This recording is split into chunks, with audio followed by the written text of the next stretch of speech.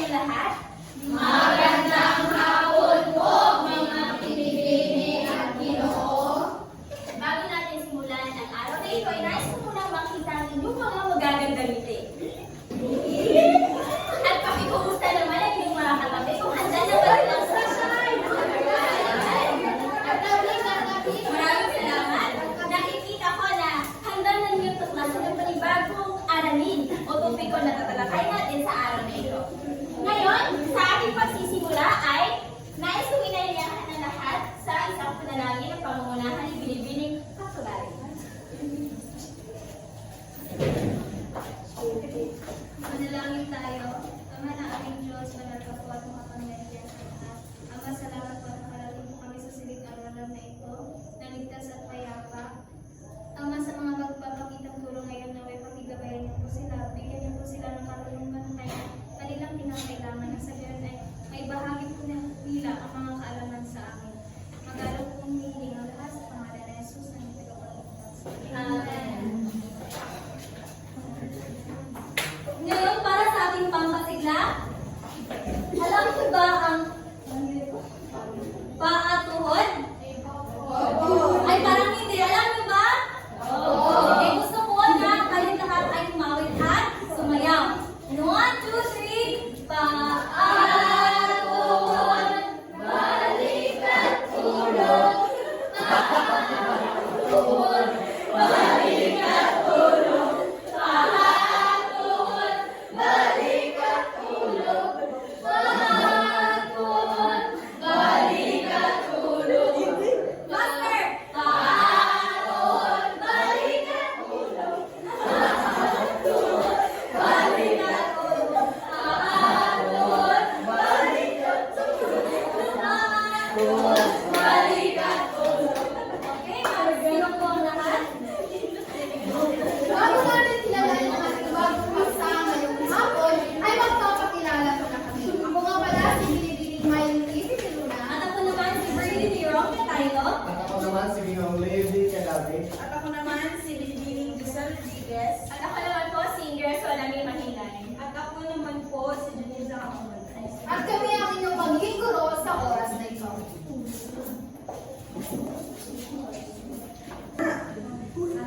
Ngayong hapon ay ating tatalakayin ang Kabanata 2 sa gisag ng kulturang Pilipino na naging popular. At ang Kabanata 2 ay may tatlong topiko na ating tatalakay ngayong hapon. Ito ay ang Pambansang awit, lupang hinirang. Mga kilalang kasuotang Pinoy batay sa iba't ibang reliyon. Mga awiting Pinoy noon hanggang ngayon. Ngunit bago tayo magpatuloy, atin na munang alamin ang ating mga layunin na dapat makamit pagkatapos ng ating talakayan. Pakibasa lahat. Matapos gawin ang modul na ito, ikaw ay inaasahang napapahalagahan ng mga sagisag ng kulturang Pilipino. Nailatanghal ang ilang mga sagisag ng kulturang Pilipino na naging popular. Nagtatalakay ang mga sagisag ng kulturang Pilipino na naging popular. Ngayon, kabisado niyo pa ba ang pambansang awit ng Pilipinas? Opo! Ano ba ang pambansang awit ng Pilipinas? Lupang Hinirang! Ito ay Lupang Hinirang. Ngayon, gusto ko na kantahin niyo ang Lupang Hinirang ng pasaling-sali. Sundin niyo lamang ang kumpas ng aking kamay at kung saan hanay ko ituturo ay siya ang kakanta. Nagkaintindihan lang ba tayo? Opo! Sige. Bayang magiliw, kanta, awit! Bayang magiliw, word sa sigalanan, alab ng puso, sa dibdib mo'y buhay. Lubang hinirang, nguyat na lang magiting, sa manlulupig, di ka pasisig, sa dagat at bundok, sa simoy at sa langit mundo ka. May dilagang tulad, awit sa pagnayang kinamahal, ang isatang watawat mo'y tagumpay na nag-ibig, ang bituin at araw niya kailan pa may magdidilig, lupa ng alam ng mga di pagsita, buhay langit sa piling mo.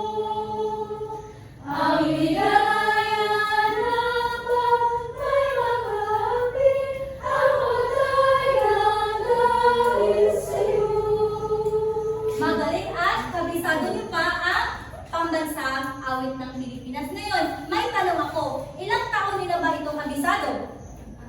21 years. Dito. 20. So, paglabas mo, kabisado niyo na ako. Sige. So, matagal na panahon na din ninyo na kabisado ang pambansang awit. Ngayon, alam niyo ba kung sino ang sumulat ng pambansang awit ng Pilipinas? Julian Felipe. Ngayon, malalaman natin kung sino ang sumulat ng pambansang awit ng Pilipinas. Aralin una, pambansang awit ng Pilipinas, Lupang Hinirang. Unang halay, pakibasa. Ang lupang hinirang ay ang pambansang awit ng Pilipinas. Ito ay ginawa ng pambansang Julian Felipe ayon sa kahilingan ni General Galileo Aguinaldo. Agunon, sino daw ang sumulat ng Lupang Hinirang? Si Julian Felipe. Bakit niya ito'y sinulat? Dahil ito ay kahilingan ni General Emilio Aguinaldo. Tama. Pangalawang halay, pakibasa. Ang kahilingan ng oposisyon ni Felipe ay pinakagatang Marcha Filipina Magdalo. Nung sinulat ni Julian Felipe ang Lupang Hinirang ay hindi pa ito ang pambansang awit ay hindi pa Lupang Hinirang ang titulo. Kundi, ito ay Marcha Filipina Magdalo. Noong Hunyo 12, 1898, tinugtog ang komposisyon ni Felipe habang inilalaglag sa unang pagkakataon ng bandila ng Pilipinas sa bintana ng mansyon ni Aguinaldo. At noong 1954, nagawa ang bagong bersyon na pinamagatang Lupang Hinirang. Nagkaroon lang ito ng kaunting revision noong 1962. So, di ba, hindi ang pamagat ng pambansang awit ay, nung ginawa ni Julian Felipe ay, Marcha Filipina Magdalo. At noong 1954 ay pinamagatan na ito, Lupang Hinirang. sa bisa ng isang batas sa mga bagong pambansang sagisag ng Pilipinas noong 1998 na kumpirma ang bersyong Pilipino ng pambansang awit. Kailan ito na-confirm?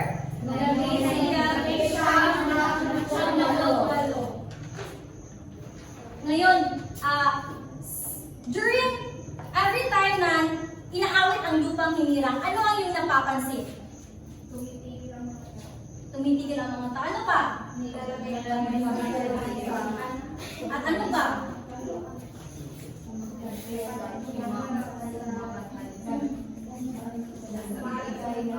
Binibigyan yung diyago? Ang mga tao ay bumibigay sa lugar at bibigay ng respeto. Tama. Sa tuwing umaawit tayo ng Lupang Hinirang, dapat nating tandaan na lahat pakibasa. Dapat awitin ng malamdamin ang lupang hinirang at bilang paggalang lahat ng umaawit ito ay dapat nakaharap sa nakalagdan ng pambansang watawat ng Pilipinas kung mayroon. At kung wala naman ay dapat humarap sa bandang tumutugtog o sa konduktor o tagapagpas. Bilang pagpupugay, dapat ilagay ang kanang kamay sa tapat ng kaliwang dibdib mula sa unang nota ng awit. Maraming salamat. Dapat nating tandaan na sa pag-awit ng Lupang Hinirang dapat ay, anong sinasabi dito?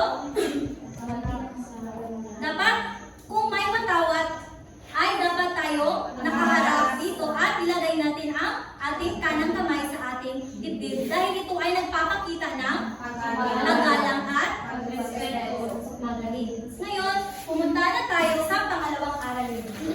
Ito ay tungkol sa, at ito ay ibabahagi ni Binibining Ingreso. Kaya natin na may pagpapatuloy ang Kabanata 2. Ngayon, may mga larawan dito na kung saan ay papakilaan ko sa inyo. Nakikilala niyo pa ba kung ano ang katawagan sa mga kasuotan nito? Hindi na masyado. Ngayon, dahil hindi niyo na naalala, ay magpapatuloy tayo sa mga larawan na nasa aking kamay. Sa unang larawan, nais kong tukuyin ninyo at ibigay niyo kung ano pa ang nauna ng mga kaalaman nyo batay sa mga larawan na ito. Unang larawan, sino ang makapagbigay ng mga kaalaman patungkol sa larawan ito? Balot saya. Sige, pinipili mo sino maaaring magbibigay ng mga kaalaman. Ang balot saya po ito po ang sinaunang kasuotan ng mga babae at sa hanggang ngayon ito rin po ay ginagamit tuwing buwan ng Mika po. Sino pa? Tama. Maraming salamat. Sino pa makapagbigay ng kaalaman patungkol dito? Dito, Hanay. Wala. Okay. Magpapatuloy tayo sa ating pangalawang larawan. Ito, sino pa ba ang nakakilala sa mga larawang ito? Ay, sa larawang ito? Ito ay kasuotan ng mga manubo. Ang kanilang kasuotan ay may iba't ibang bahagi tulad na lamang ng kanilang turban, ang kanilang palda, ang kanilang ibang pang bahagi ng kanilang kasuotan na tatalakay natin mamaya. Papatuloy tayo sa isa pa. Ito. Sino ang makapagbigay kung anong pangalan ng kasuotan nito? Nakalimutan niyo na kung ano ito? Bahag. Ito ay bahag. Ngayon, sa ang tribo, anong tribo at rehiyon ba na makita? Ifugao. Kadalasan natin makikita na nakasuot na ganito ay ang mga Aita. Mga katutubo natin na Aita. Oh, ayan. Kasunod naman ay ito. Ano ang katawagan? Malong. Tama. Ito ay malong. Ano ba ang kaalaman mo tungkol dito? Binibining pakularin? Para po sa akin ang malong ay ginagamit ng mga kababaihan na ginagawang palda. Maraming salamat. Batay sa mga larawan na inyong tinukoy, ano kaya ang kaugnay ng mga ito sa susunod na topiko na ating tatalakayin ngayon?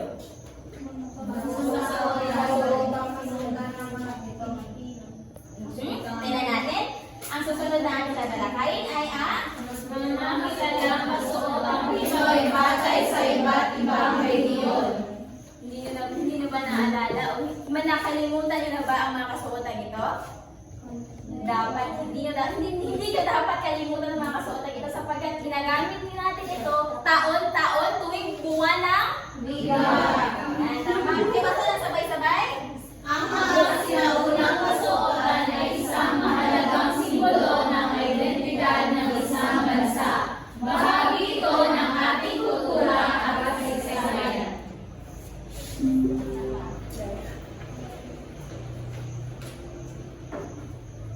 Ayan, basahin ng sabay-sabay ang una, ito. Balot Saya, Luzon at Visayas. Ang Balot Saya ay isa sa pinakakilalang sinaunang kasuotan ng mga kababihang Pilipino. Ang blusa na may maluwag na banggas ay tinatawag na garo, habang saya naman ang tawag sa palda na may guhit kahon. Ngayon, tingnan natin kung naalala nyo pa ba kung ano ang mukha ng balot saya. Pipili na ako ng mag-aaral na hindi nakinig o kaya busy sa kanilang mga gawain. Binibili kay Roses, maaari mo ba idikit dito kung saan ito ang balot saya?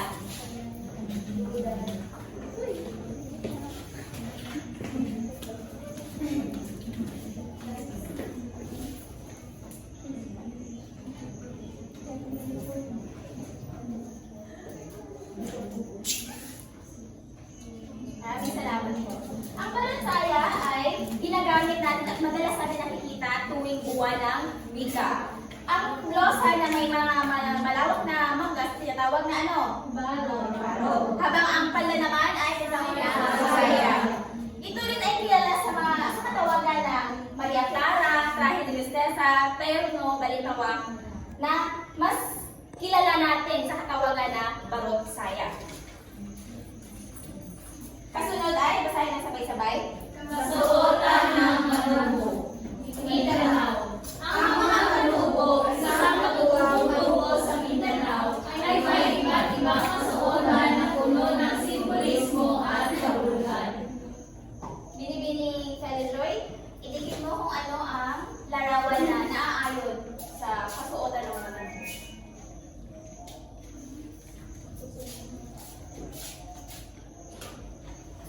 Maraming salamat. Ayon sa sinabi ko kanina,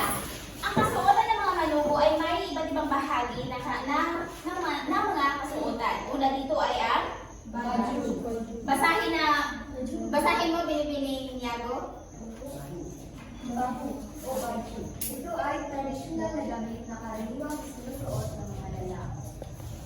Hindi lamang ito ikaraniwan na isinusuot ng mga lalaki, kundi nagpapakita din ito ng kanilang kultura at pagkakakilanlan. Pangalawa, basahin mo, binibining mo, Mosa. Malo, isang mahaba at makulay na piraso ng tela na maaaring gamitin bilang palda, shawl at o kumot. Ayan. Hindi naman limit sa ating kaalaman ng malog sapagkat madalas natin itong nakikita. Ito ay sumasalamin sa kanilang kultura at tradisyon at nagpapakita din ng kanilang kondisyon sa kalikasan. Ngayon ay ang kapa. Basahin niyo sabay-sabay. Saboy ng balabal na kadalasang isinusuot ng mga babae. Naintindihan lang ba kung ano ang iba't ibang bahagi ng kasuotan ng mga Opo. Ay, kasunod pa iyan, turban at mga palamuti. Basahin ang sabay-sabay. Isinusuot ito ng mga lalaki bilang proteksyon mula sa init ng araw. Ang turban ay maaaring maglaman ng mga simbolo na nagsasaad ng kanilang katayuan sa lipunan. Mga palamuti. Ang mga hanubo ay madalas na nagsusuot ng mga alahas at palamuti, tulad ng mga kintas at ikaw na gawa sa mga natural na materyales. Ang mga palamuti ay hindi lamang basta pagpapaganda o pampaganda lamang ng kanilang kasuotan, kundi ay sumasalamin din ito sa kanilang katatagan at gaano kayaman ang kanilang kultura. Naintindihan mo ba? Maraming salamat at tayo ay magpapatuloy na. Bahag. Okay. Binibining Narciso, tukuyin mo sa dalawang larawan na ito kung alin ba dito ang bahag at idikit mo sa ating presentasyon.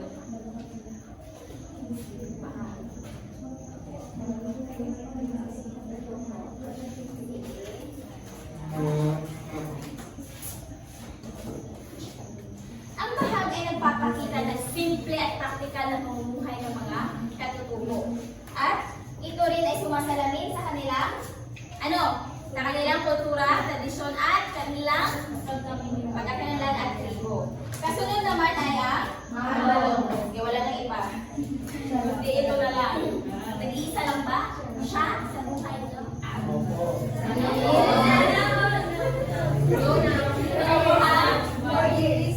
Study first tayo. Okay? Basahin na sabay-sabay. Ang malong ay isang tradisyonal na kasuotan ng mga Muslim sa Mindanao. Ito ay isang mahabang tela na ginagamit bilang palda, balabal o maging kumot. Ito ay bahagi rin ng kanilang reliyosong tradisyon. May katanungan pa ba kayo sa aking dinalakan ngayong hapon? Wala na po. Ayan ay, ito'y papatuloy ni Binibining Titibuna. Naunawaan lang ba ang naunang apat na nilalang kasuotang Pinoy na dinalaki ni Binibining Ingreso? Opo. Sa palagay ninyo, ano kaya ang panglimang nilalang kasuotang Pinoy batay sa iba't ibang rehiyon? Sa hula lang ninyo. Ito ay Barong Tagalog. Sa mga lalaking narito, nakasuot na ba kayo ng Barong Tagalog? Merong nakasuot, pero meron din mga hindi nakasuot. Ginoong Lindayo, pinugbang basahin namin kahulugan.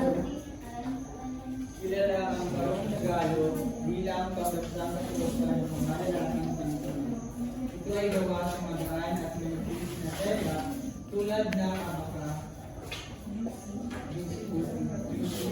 o pinya. May mga borda ito sa harapan na nagbibigay din sa Lucenio Delegasyon. Ginoong Ariel dyan, saan ba kadalasang isinusuot ang Barong Tagalog?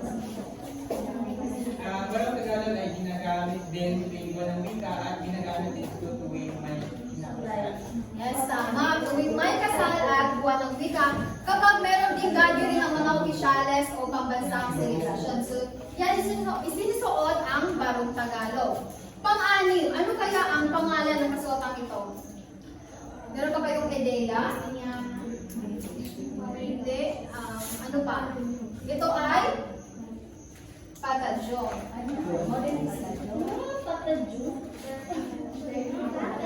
Ito ay patadyo. Basahin ang sabay-sabay. Ang patadyo ay isang uri ng kasuotan ng mga kawalan sa Visayas at ilang bahagi ng Luzon. Ito ay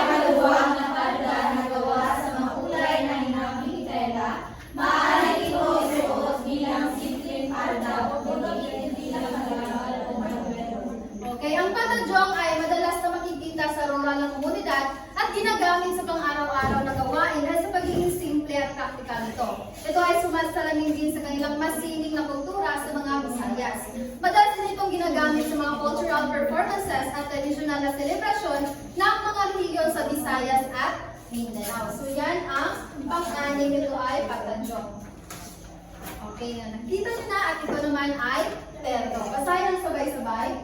Sa kanilang kasuotan para sa mga kabatiran na may makikitang sleeves. Ang terno ay kadalasang sinusuot sa mga formal na okasyon at simbolo ng ganda at yaman.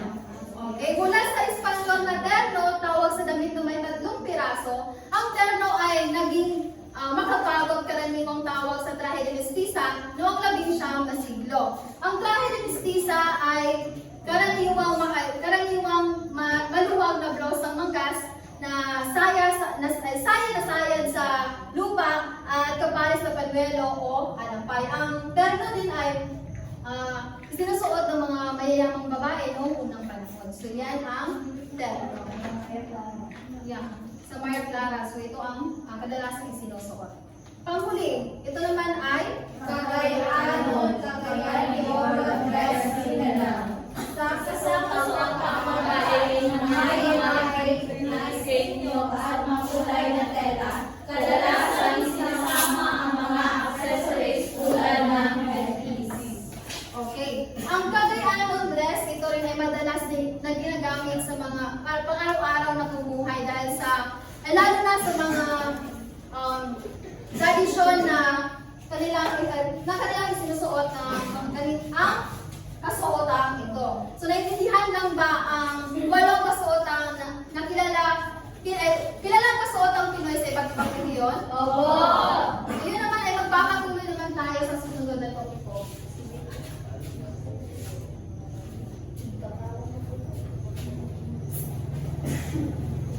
Ngayon naman ay magpapatuloy tayo sa ikatlong topiko na ating tatalakayin ngayon. Ito ay ang mga awiting Pinoy noon hanggang ngayon. Ngunit bago tayo magsimula, may ipaparinig muna kaming kanta at ito ay inyong hulaan kung ano ang pamagat nito.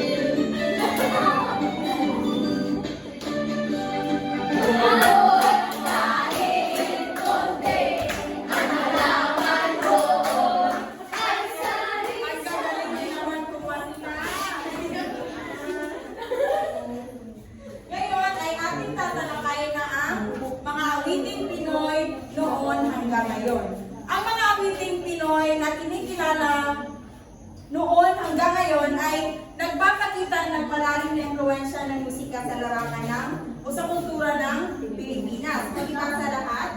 Ang mga awiting Pinoy noon hanggang ngayon na suliranin, talendan, Leona, Upurani, Ganit, Sambutani, at Kumitang ay mga halimbawa ng mga tradisyonal na awiting Pilipino na nagpapakita ng iba't-ibang aspeto ng kulturang Pilipino. Batay sa inyong binasang binigay na halimbawa, may mga alam ba kayong kanta na mga ganito? Opo. Anong kanta? Pangingay sa bata. Ngayon ay atin unang tatalakayin ang pagbasa. Suliranin. Ito ay isang salita na awit na ginagamit ng mga manggagawa sa paggawa ng bangka o paglalaya. Okay. So sa suliranin, ang karaniwang ritmo at melodiya nito ay ang pagpapakita ng pagkakaisa at pagtutulungan ng mga manggagawa. Narito ang mga dalawang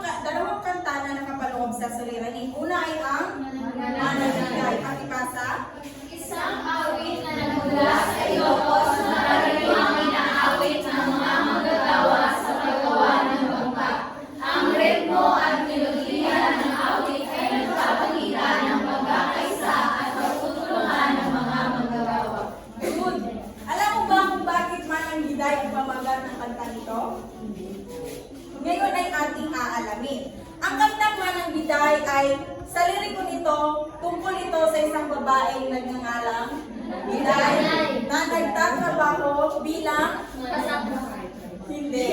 Nagtatrabaho sa paggawa or gawaan ng mga bata. Very good. Next. Maglalaya. Pakibasa lahat. Isang awit tungkol sa mga isda na naglalayag sa dagat. Ang awit ay nagpapakita ng hirap at panganib ng kanilang trabaho. Ngunit nagpapakita rin ng kanilang pagmamahal sa dagat at sa kanilang pamilya. Ang ritmo at melodiya ng awit na ito ay nagpapakita ng paggalaw ng alon at paglalayag ng bangka. Ito naman ay naiintindihan na dito dahil ang pamagat ay maglalayag. Ngayon ay tumungo naman tayo sa talindan. Binibining daw pakibasa.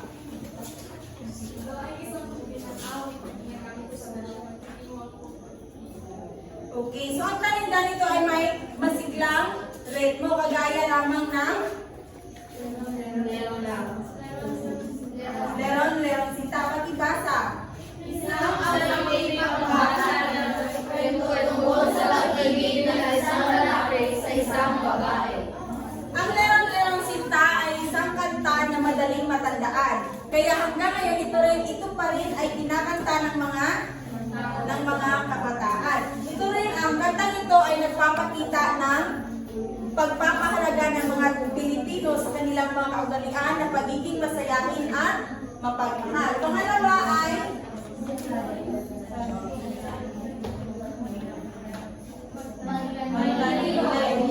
alam niyo ba ang kantang ito? Sige nga.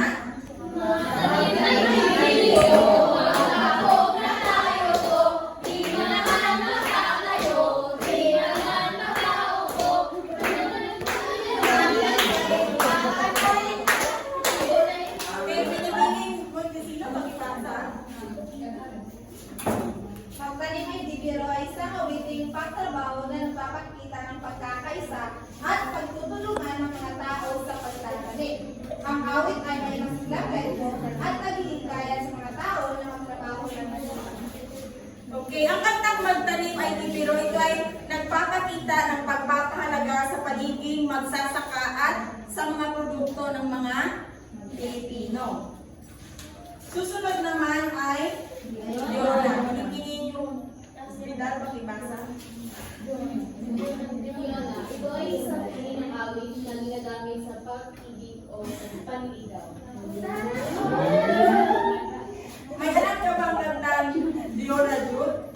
Meron po. Anong kanta? Wala. Okay, so ang Leona, ito ay may malambing na melodiya. Ito ay nagpapahayag ng damdamin tungkol sa pag-ibig. Ang ating tatalakayin ay unang uri ng Leona. Ito ay ang pakibasa. Ang kundiman ay isang malambing na uri ng awit na kadalasan ginagamit sa pagpapahayag ng pag-ibig at pagmamahal. Okay, so ang kundiman ito ay kadalasan inaawit sa seremonya ng kasal. Dahil ito ay sumisimbolo ng pagmamahalan at pagmamahalan at pagkakaisa ng isang asawa. Ngayon ay ito ay pagpapatuloy ni Binibining Amolo. Naiintindihan lang ba kung ano ang Leona? Mabuti. Ngayon magpatuloy tayo sa ikalawang uri ng Leona, ang harana. Ano nga ba ang harana? Alam ko, familiar kayo, alam niyo na kung ano ang harana dahil halos sa inyo dito ay nakaranas na ng harana. Tama ba? Chat-chat ba? Ano nga ba ang harana? Ang harana, ito ay isang tradisyonal na awit na inaawit ng mga lalaki sa kanilang babaeng minamahal. Ang harana ay kadalasang nangyari sa gabi lamang at ang babae ay nakadungaw o nakatanaw sa kanilang bintana habang pinagmasdan at nakikinig sa lalaki naghaharana sa kanya. At ang harana ay ito ay mga hindi lamang sa panliligaw, kundi pati di ba dito sa atin pang anniversary. So yun ay ang ikalawang uri ng Diona. Ang ikatlong uri ng Diona ay awit ng pag-ibig. Pag sinabi nating awit ng pag-ibig, ito ay mga awit na nagpapahayag ng pag-ibig at pagmamahal na maaari ring gamitin sa kasalan. At yun ay ang mga uri ng Diona. Ilan nga ang uri ng Diona? Ano-ano ang mga iyon? Kundi man ang awit ng pag-ibig. Tama. Kung may mga uri ang Diona, meron din itong mga halimbawa. Ang unang halimbawa ng Diona ay anak. Alam niyo ba ang awit na anak? Opo. Sino ang kumanta sa awit na anak? Tama. Basahin sabay-sabay. Isang awit na nagpapahayag ng pagmamahal ng isang ama sa kanyang anak. Ang awit na anak, ito ay tungkol sa anak. Meron itong malambing na melodiya at ang liriko nito ay nagpapaliwanag ng malalim na pagmamahal at pangangalaga. Ang ikalawang halimbawa ng Diona ay Dahil sa iyo. bibili mo sa pagbasa. Isang awit na nagpapahayag ng pag-ibig at pagnanasa ng isang lalaki sa isang babae. Tama. At ang liriko nito ay may malambing at nagpapakita ng kagandahan ng kalikasan. At ang ikatlo na halimbawa ng Diona ay awit na nasaan ka. At ito ay kabaligtaran naman sa awitin na dahil sa iyo. Dahil ang nasan ka, ito ay isang awit na nagpapahayag ng pag-ibig at pagnanasa ng isang babae sa isang lalaki. At kagaya din ng awitin na dahil sa iyo, ito ay nagpapakita ng kagandahan ng kalikasan. At ang ika-apat na halimbawa ng Diona ay awit na umilaw. Binibining balansa, pari ng pagkasahin. Ang awit na ito ay isang klaseng pangharana na naglalarawan ng kagandahan ng babae. Tama. At ang liriko nito ay nagsasabi na ang babae ay parang bituin sa dilim na hinihiling sa kanya na mukha ng kanyang bintana upang makita siya. At ang ikalimang halimbawa ng Diona ay ang dungawin mo hirang. Basahin ng sabay-sabay. Ang awit na ito ay isang masiglang harana na nagpapahayag ng pagmamahal ng isang lalaki sa kanyang minamahal. At ang liriko nito ay hinihiling sa babae na tingnan siya upang makita ang kanyang pagmamahal. So yun ay mga halimbawa ng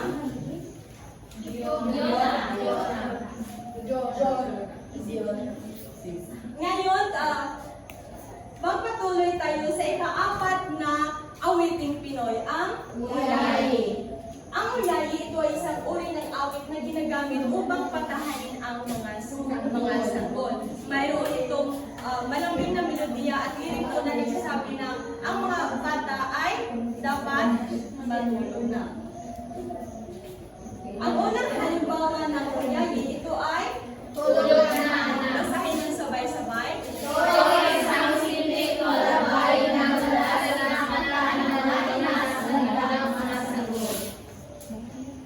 At ang ikalawang halimbawa ng Uyayi ay maaari niyo bang kantahin ito?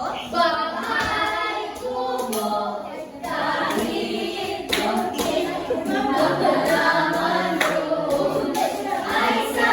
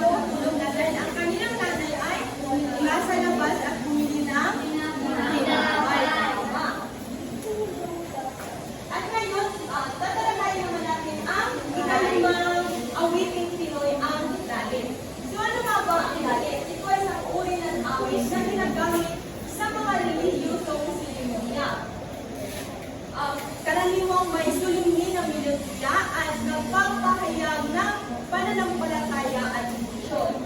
Isang halimbawa ng dalit ay ang manahid. Alam niyo ba ang awit na manahid? Karaniwan ito ay palagi ito kinakanta sa simbahan. Tama. Ang pakibasa Pilipinong Rodriguez. Isang panalangin na inaawit sa simbahan at nagpapahayag ng pananampalataya ng mga Katoliko. Ang awit ay may malambing na melodiya at nagpapakita ng pagiging mapagmahal at mapag-asa ng mga Katoliko. Ang ama namin ay nagpapakita rin ng pagiging religyoso natin mga Pilipino. At ang ikalawang halimbawa ng dalit ay ang pananalangin ng bayan. Ito ay isang awit na ginagamit ng mga panalangin para sa bayan. Karaniwang inaawit sa mga simbahan o sa mga pagtitipon. At sa ibang pang mga halimbawa ng dalit, ating pakinggan ng Ginoong Nadeo. Magandang hapon sa inyong lahat. Pagpapatuloy natin ang mga halimbawa ng dalit. Pakibasa nga po muna.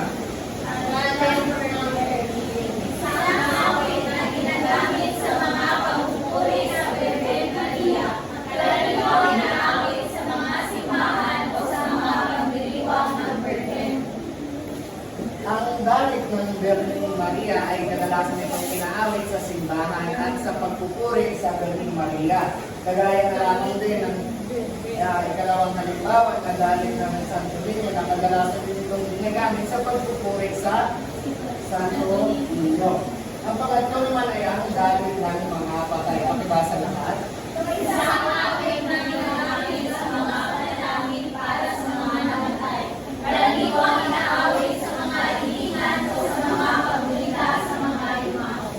Ang mga awitin nito ay kabisado at alam na alam ng mga kababayan nating Katoliko.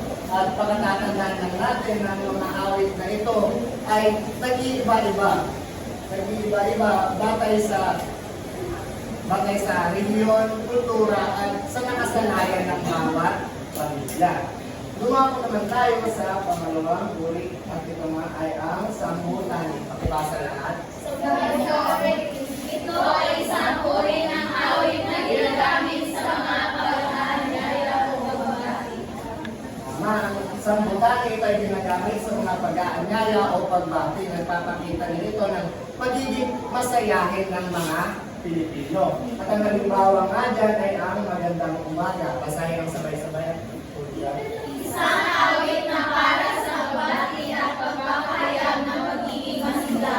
Ang awit ay may masiglang ritmo at nagpapakita ng pagiging mapagmahal at mapagmahal ang mga Pilipino.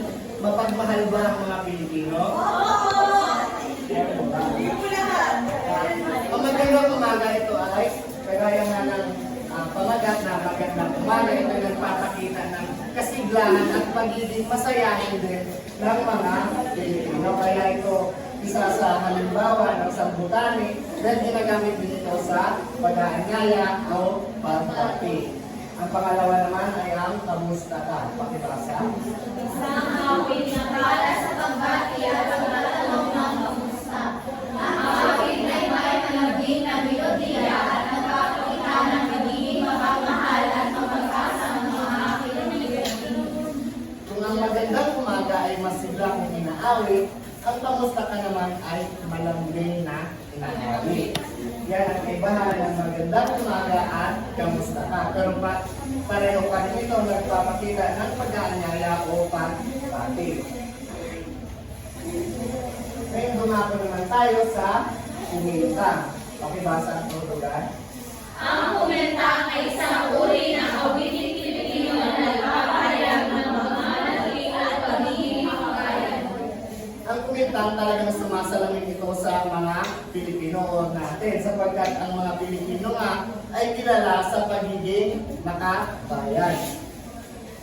At ang isang at halimbawa nito ay ang bayan ko ni Constancio de Guzman. Ang Ang awit na ito ay isang simbolo ng pagiging makabayan ng mga Pilipino.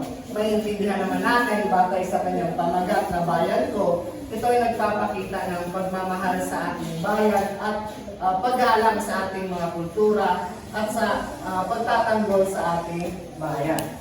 Ang pangalawa naman ay ang luwang hinirang pakibasa. Pilipinas, hindi ito isang kumintaan sa tradisyonal na kahulugan. Ang lupang hinirang ay mayroong mga elemento ng kumintang sa kanyang relihiya at rito. Ang lupang hinirang kung sa kahulugan talaga ng kumintang ay hindi talaga ito masasabi na isang kumintang. Subalit, may mga parte ng awitin sa lupang hinirang na nagpapakita ng pagiging makabayan, kaya ito napasama sa mga halimbawa ng kumintang. Naiintindihan ng ba? At ang panghuli ay ang anak. Pakibasa. Bagaman hindi ito isang kumintang sa tradisyonal na kahulugan, ang anak ay mayroong mga elemento ng kumintang sa kanyang relihiya at rito.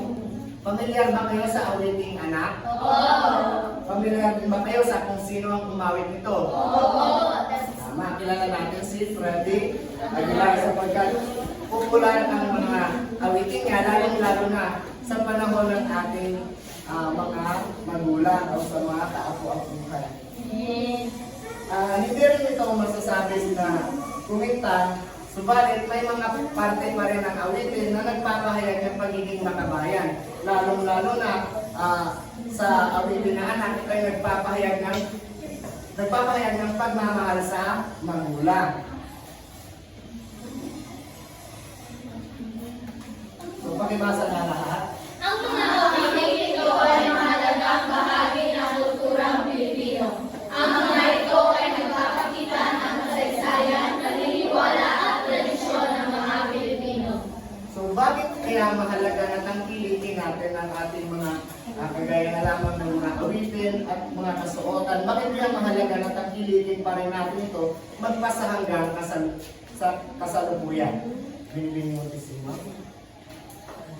Kinakailangan po natin ng pagtilikin, lalong-lalo na po ang ating mga makatutulong masukat sa mga kanta, awitin, pambansa, sapagkat ito po ay nagbibigay sa atin ng pagiging Pilipino po at ito po ay nagbibigay sa atin ng pagkakakilala kung sino po tayo. Maraming salamat. Mahalaga na tangkilikin pa rin natin ang ating mga awiting bayan at mga kultura nang sa gayon kahit dumating pa ang makabagong henerasyon ay mananatili pa rin ang ating mga kultura. Naunawaan lang ba? May mga katanungan pa ba kayo? Diyan nagtatapos ang ating Para sa ating pangkatang gawain, gusto ko na count of 1 to 3. 1, 2, 3, 1, 2, 1, 2, 3.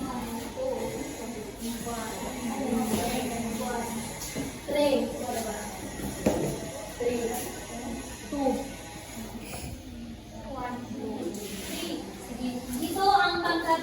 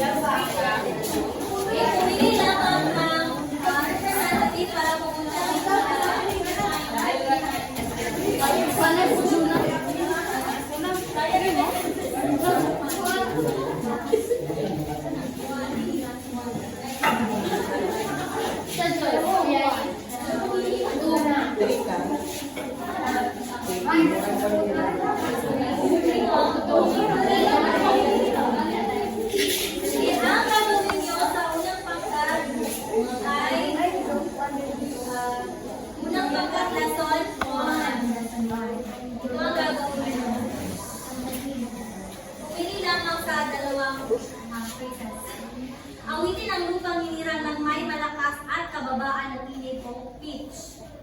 The second choice, awitin ang lupang hinirang na may kabilisan at kabagalan ng tinig. Tempo. Sige, asahin mo na. Pitch or tempo? Tempo. Una, malakas at kalabakan. Pitch siya, pitch.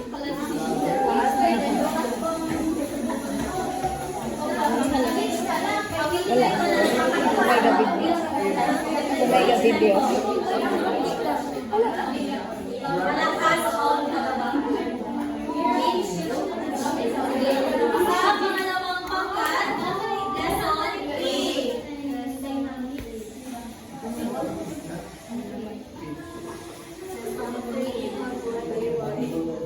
Gumawa ng sarili kong posisyon ng musika, ang awitin ito gamit ang gimmick ng mga kantang na italakay. Gets? Gumawa ng sarili kong posisyon ng musika, ang awitin ito gamit ang gimmick ng mga kantang na italakay. Okay na?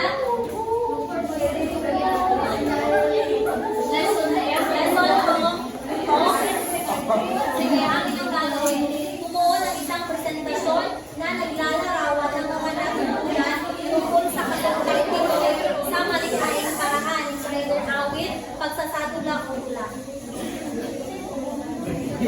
Awit, pagsasatula o hula. Or anong pagsasatula? Sa awit, awit, pagsasatula o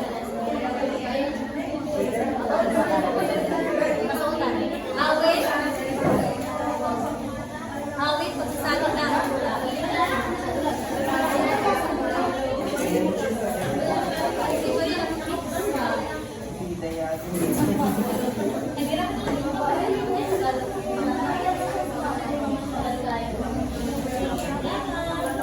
Para sa iyong pamantayan o nagbangga,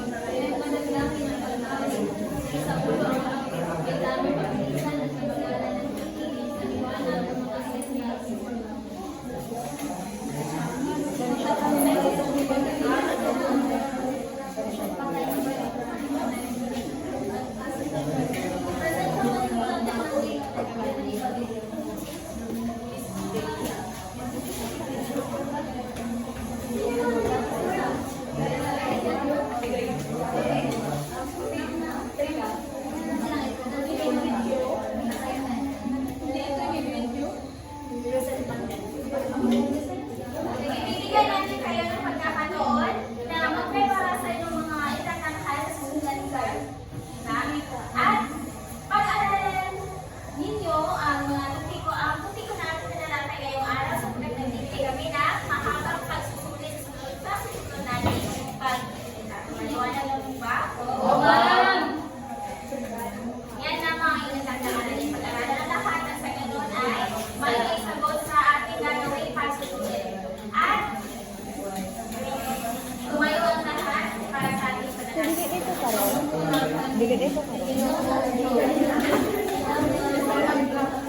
Pangulakan mo, panalangin Ginoong kalapit.